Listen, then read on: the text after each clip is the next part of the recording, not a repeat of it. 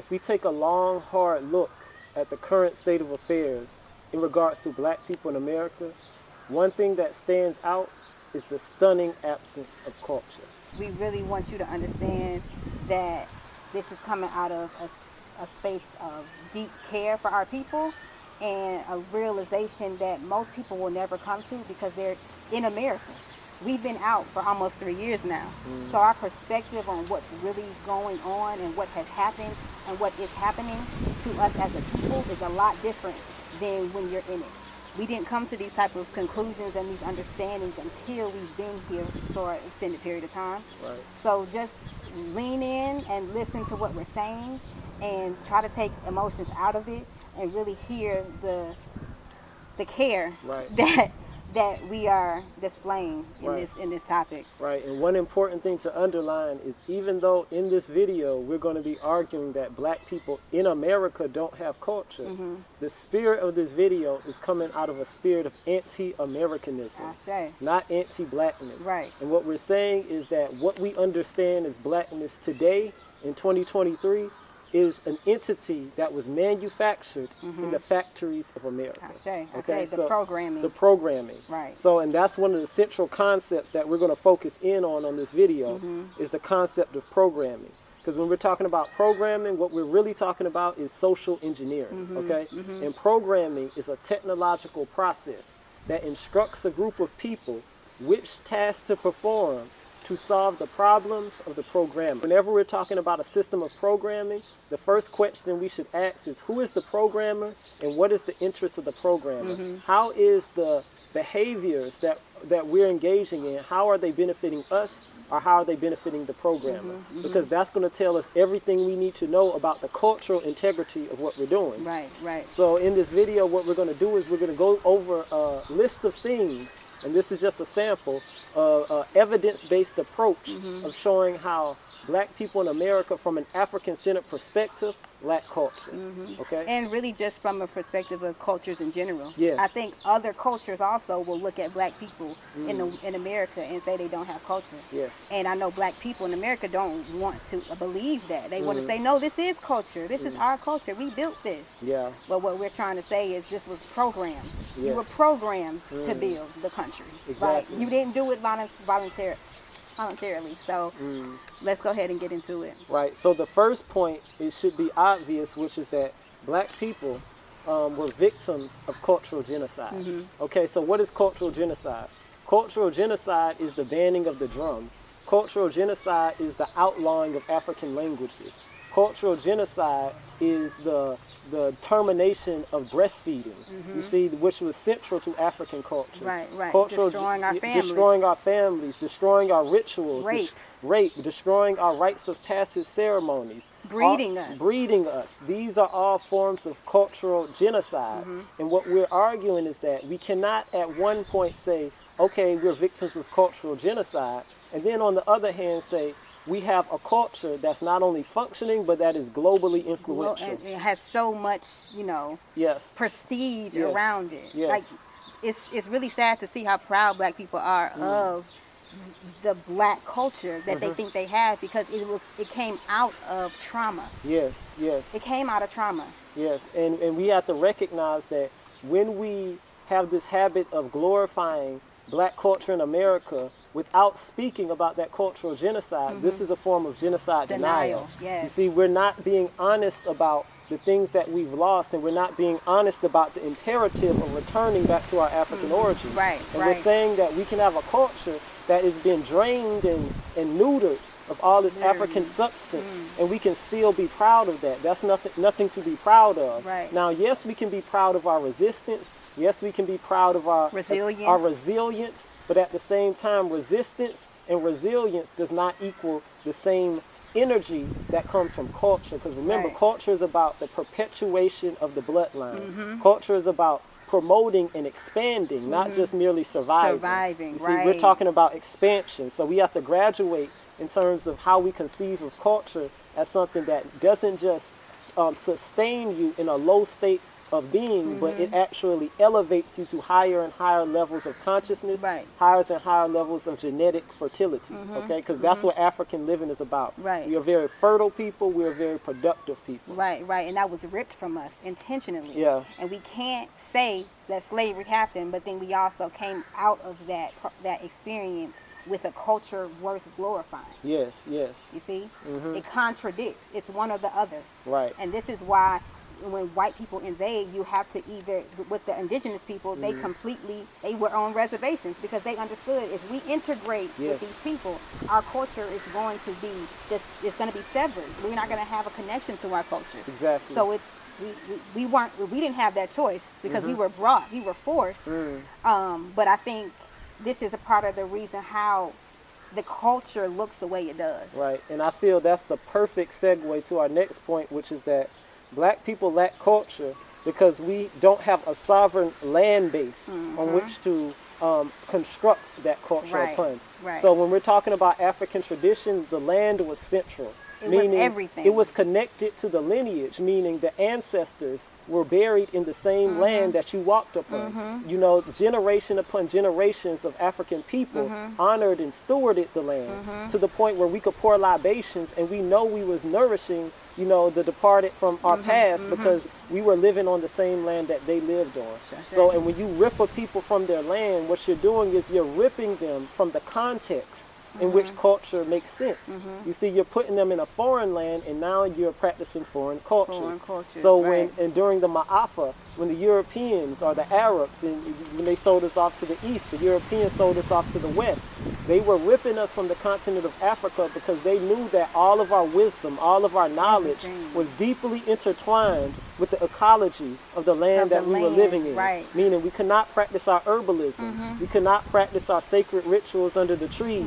We could not read the stars in the same way we read them. All of these things that were deeply connected to our geographic location were robbed of us when we were taken from our homeland. So we have to understand, when we argue that we have culture while we're living on a land that is drenched in the blood of our ancestors, that is literally a cemetery for indigenous people. It is. You know, this is, again, a denial of the genocide that happened and a denial of the complexity of culture.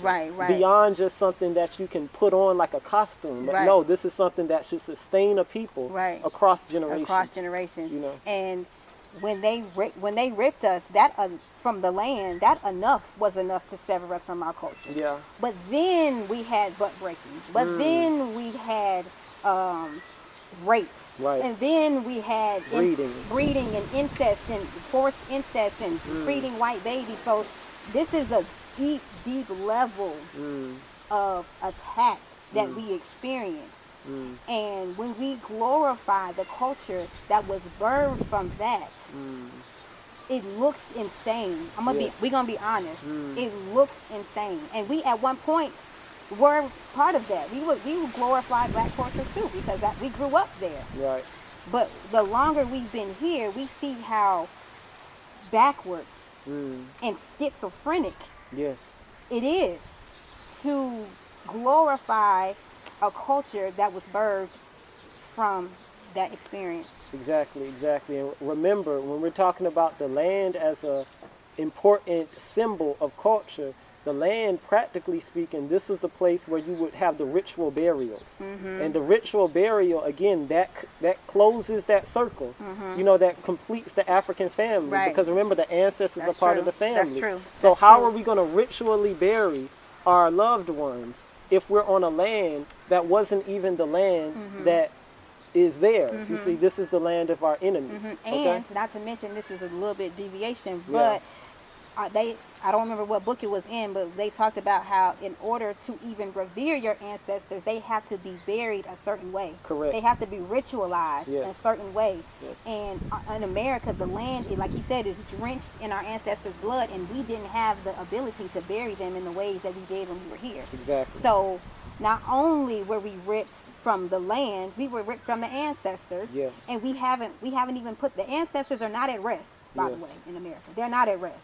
They're in turmoil, right? So These are just another extra layer on how we can tell that this is not culture, this is something else. The difference between an authentic culture and programmed behavior is externally controlled, whereas culture is internally inspired. Meaning culture, what you're digging from the deep well of your ancestral memory. That's what informs culture.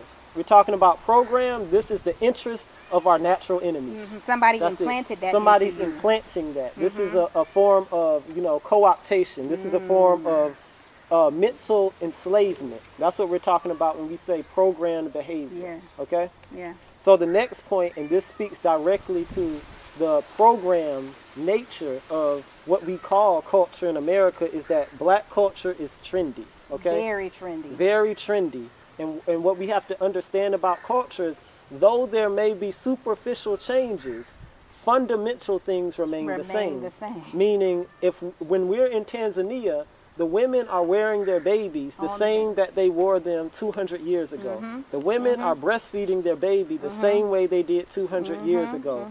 The men are saying kaka and dada the same way they said kaka and dada 200 years ago. Right. So that element. The women, after they give birth, are getting the baths that they were supposed to get. The same 3,000, 5,000, 10,000 Yes. years ago. So we're not arguing for this kind of rigidity, this idea that culture is completely and exactly the same from one generation to the next, but we're saying there's a connecting thread, there's a fundamental essence that connects us with our ancestors when you're practicing culture in its proper form. When you're outside of your culture, it's only form without substance. Meaning, in the 1970s you can have afros, but in the 1980s you can have jerry curls.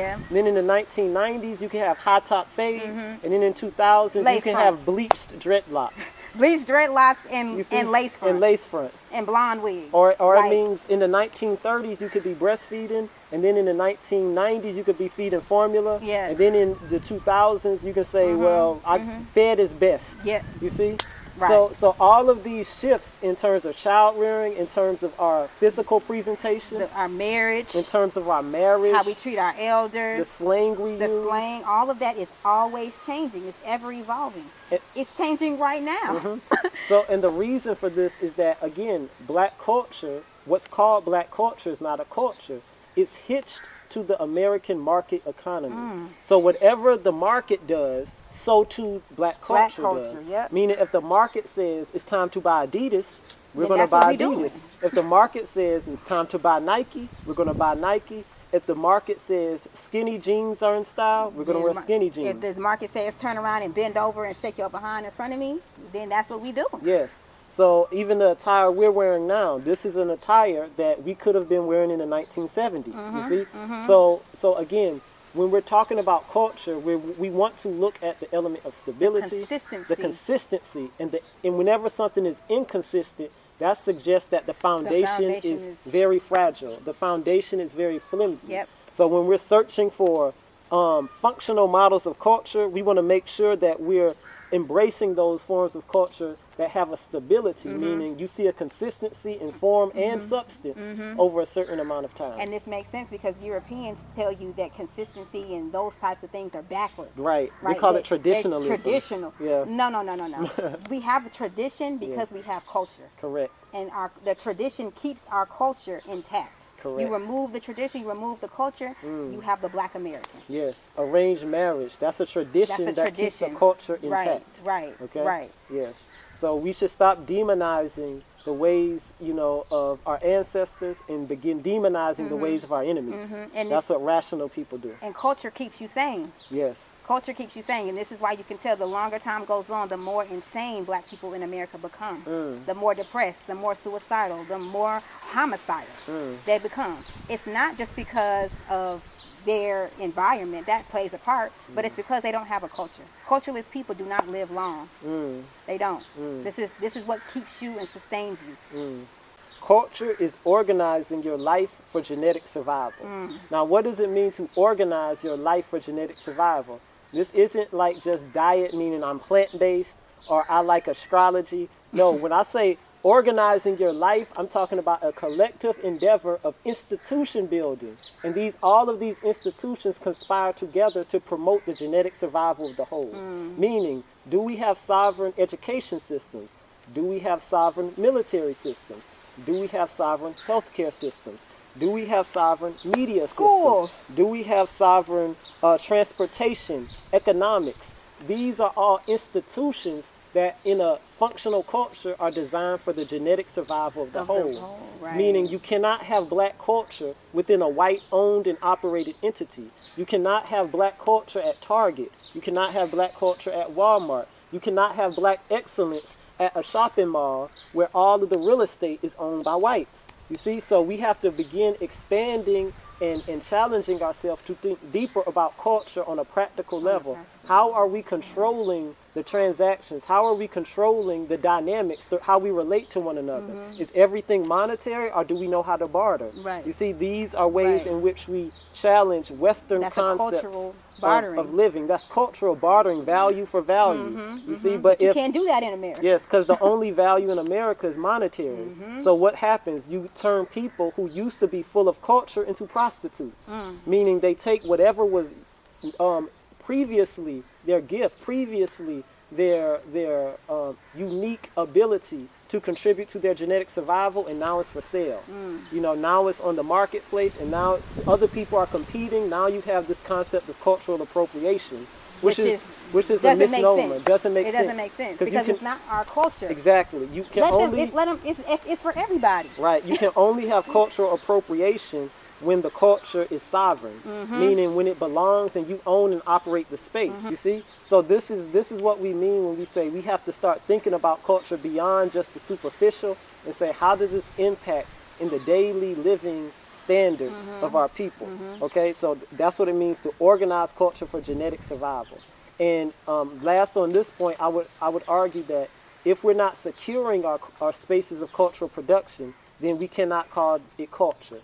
Meaning if whites and any other non-Africans are allowed in our space, meaning if we're having a drum circle and a white person is in the room while you're having a drum circle, you have to expel that white presence from the room before you continue that drum circle. Because understand, whenever you have a cultural outsider enter a space where Africans are practicing a cultural ritual, they're there to pollute the substance of that cultural ritual. And they are polluting it. And for you to allow that pollution to occur shows a fundamental misunderstanding of what culture is for. Right. Again, the genetic survival of the whole. And how are you supposed to promote that if you're allowing outsiders to pollute And how can you be upset at white people appropriating your culture when you allow them in your drum circles, when you allow them into your healing spaces, when you allow them into the spaces where you give birth? Yes. Y'all are allowing white women scandalous. to be in y'all. To allow a race of people who are your natural enemies to oversee the birthing process of your people is to relinquish the entirety of your cultural wealth to your enemies. The entirety, because remember, I said culture is about what? Genetic survival. Now, genetic survival, the most overt representation of that is what? Childbirth. Without childbirth, there's genetic annihilation. So if I'm surrendering the ritual of childbirth, because remember in Africa, childbirth is a ritual. It's not just something. It's not an emergency procedure. Labor. It's not a C-section. You see, even that word C-section, that's cesarean. That means Romans. Which means not African. Why are we having Roman procedures performed on African mothers who have so much culture? Again, so we have to begin to, as I said in our previous video, re-Africanize our minds so that when we deal with the world, we know that we're operating within our culture and not the culture of our enemies. Somebody else's. Okay? And our next point is that commercialization and culture are incompatible. Anytime you see an American artist, a so-called American artist, exporting rap music to any part of the world, and they say this is a representation of black culture, understand the beneficiaries of that process are white. Because the people who own the record companies, the people who own the distribution, the people who own the marketing, the people who are dressing them and designing their clothes, the people who are giving them the diamonds that were probably mined from some African continent are white. So understand, even if we're looking at the African face or the black face, behind this black face is what? A white puppeteer. But this is the crazy part, Baba. Black people in America know this. They know this. They know that it's kikes and Jews behind these black people. They know. Yes. So I'm like, if you know this, it's not. They're not even hiding it. You can look it up. You can type in the names of these companies, these production companies, and it's white people. So it's not even being hidden. So I'm like, at what point? At what point do you say, okay, if this many people who don't look like me behind the scenes, it's probably not my culture. But like I said, when you've been programmed, you don't start making connections. And you actually don't want the connections to be made. Yes. You don't want the connections to be made. You don't want to be in the know. In fact, not only do you not want the connections to be made, but you kind of savor when the connections aren't made. And what does this look like? I want to be seen. I feel seen. Okay? Understand, high visibility is a liability for culturally literate people.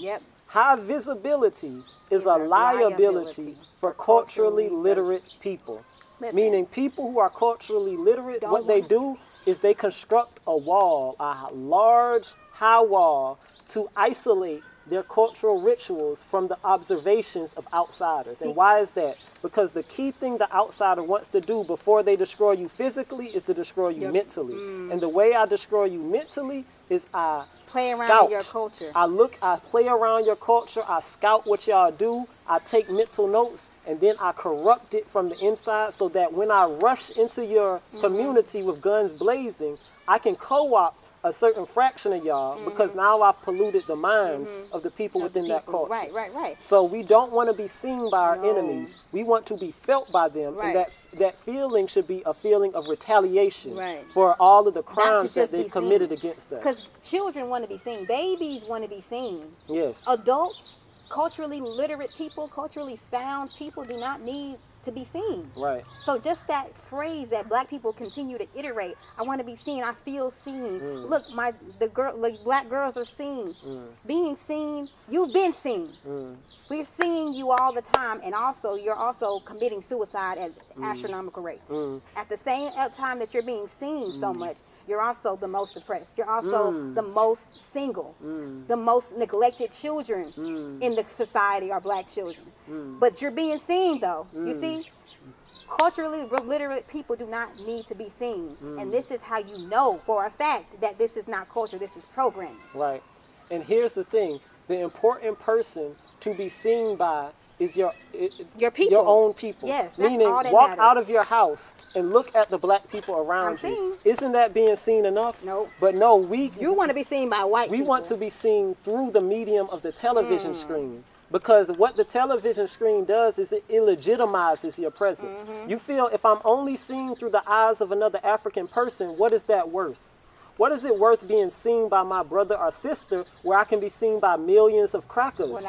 Where I can be seen by millions of Jews? Where I can be seen by millions of my enemies? And I'm saying that mentality where you prioritize being visible by your enemies, by your own people is a sign that you've been programmed and that you're culturally homeless, that you're culturally illiterate, okay? So we should start to value being seen by each other and not being seen through the TV, because we don't control the TV. No, we don't. You know, we control ourselves. We control our cultural memory, okay? So our next point is black culture is a rejection of all African cultures, okay? It's not just not African culture. It's consciously anti-African in character. Because remember, when they were buck breaking us in the Caribbean, when they were buck breaking us in North America, what they was instilling in us was a reflexive disgust for African tradition.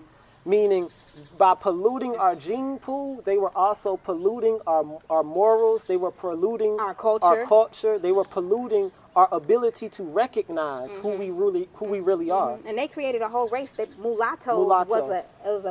Was a physical representation of them diluting our culture. We have people walking around today that represent diluted culture. So what are some examples of this rejection of Africanism in black culture? We have hair straightening. We have the glorification of light skin, our colorism, our creolism. We have integrationism. We have fraternities and sororities. The Greek letter organizations at historically, quote unquote, black colleges. How that work? Okay. Make it make sense. We have, all of this. This is evidence of a people who have become deranged by their shared environment with their natural enemies. This is a form of shared psychosis. We talked about this in one of our previous videos. And it's worth noting that a lot of the things we're saying, this isn't things that we're originating. There were other people who noticed the same thing. So I would advise all my brothers and sisters to look up the Azibo nosology. Okay, this was written by a doctor by the name of Dr. Daoud Azibo. And in this nosology, he listed what he called 55 culture-based disorders that afflict black people in America. Some of them which include the biracial personality disorder, colorism, hair misorientation, theological misorientation, self-destructive disorder, black rage disorder. He said all of these disorders are unique to people, black people, who are outside of their natural environment on the African continent. Cultureless people. This is a cultureless people. So we have to begin to even incorporate some of our social scientists in diagnosing the problem and not just blindly continue to follow this path of self-congratulation, even though it's not translating into any concrete advantages for us. Because culture equals power. Yes. Power. Period. Yes. Culture equals power. So that alone is another piece of evidence that you can tell that black people in America do not have. Less than 5% of the wealth is owned by black people in America, and that's generous. It's going down. Yes. By 2050, it's projected to be 0. Less than 1% of the land in America is owned by black people. Not that it matters, because even if we owned it, they would steal it back. Right, because Reference they're thieves. Wall Street. No militaries. Our children are being kidnapped, raped, mutilated. We're being lynched. We can't beheaded, found in swamps. Our men are being found in swamps. Our women are being trafficked underground. Our children are being trafficked underground. You have no community. That's another sign that you have culture. Is you operate within a circle, meaning there's no such thing as minding my business because my neighbor needs me, my family needs. I don't mind my business. You don't mind our business in Africa. No. Because when something happens to one person, it happens to all of us. Yes. So we don't need to mind our business. You are my business. Yes. But if you're individualist and you have no culture, you say phrases like mind your business. I'm minding my business. I'm going to sip my tea in my... No culture. None. These are the part of that thing when we talk about phrases that have been normalized, programmed into us. Yes. And what is your business exactly? Right. You see, if you're minding your business, what is your business exactly? If we look across the vast, expanse of black people in America and we see such self-destruction, such disorder, is your business even something worth dignifying? Right. What business? When we don't have any type of collective identity. Right. And then these are the same people who will say, I mind my business, mind your business, and I'm going to mind my business. But then when something tragic happens to you, you're posting and saying, help me, please. But you just told people to mind their business, so which do you want? You can't have both. Our words are so powerful. What is the solution to that? What's the remedy to that? This idea of mind your business, and that is the institution of familyhood. Okay? Marriage, children, elderhood. These are ancestorhood, sisterhood, brotherhood. These are all institutions of what? Familyhood. And in the African context, we have extended familyhood, meaning we have extended mothers, meaning all the women gather around and converge around the mother to ensure that she can rear her child in the best way possible without exhausting all her energy. Okay, so it's the communalism. Yes. You see, that's at the heart. That's at the heart of African living, the heart of African psychology.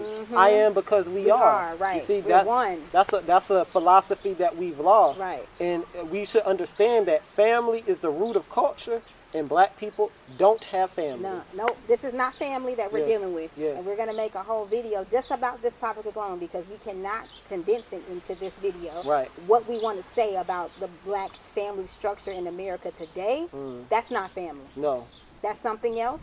We'll get into that at a later date. Yes. But just understand that we were bred to not be families. Why would you give people families who you want to enslave? Why would you give them that? And you know the place that you robbed them from, the family was the embryo of every institution. Absolutely. Meaning your judicial, political, legislative, you know, medical, religious, spiritual, every organization emanated out of that family unit. So why would I allow that to survive? Why would I give that to you? And then why would I give it to you after I've enslaved you? And then say, here you go. Yet this is the most diluted version of family you will ever see in ever.